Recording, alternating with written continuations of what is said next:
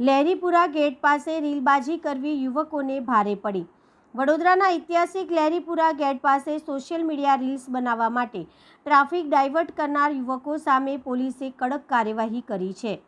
જાહેર રસ્તા પર વાહનો અટકાવી લોકોને હેરાન કરીને શૂટિંગ કરવાનો વિડીયો વાયરલ થતાં જ વડોદરા પોલીસ એક્શનમાં આવી હતી। પોલીસે તાત્કાલિક તપાસ હાથ ધરી સ્ટંટબાજ યુવકોને ઝડપી પાડી કાયદાનું ભાન કરાવ્યું હતું। પોલીસના સકંજામાં આવ્યા બાદ રીલબાજ યુવકે પોતાની ભૂલ સ્વીકારી જાહેરમાં માફી માંગતા કહ્યું કે અમે માફી માંગીએ છીએ અને શર્મિંદા છીએ। ફેમસ થવાના ચક્કરમાં કાયદો હાથમાં લેનારા તત્વો માટે આ કિસ્સો લાલ બત્તી સમાન છે।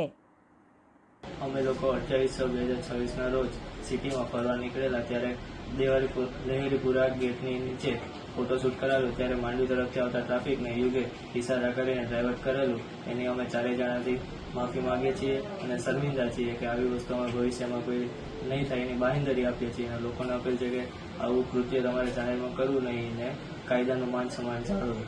સોરી।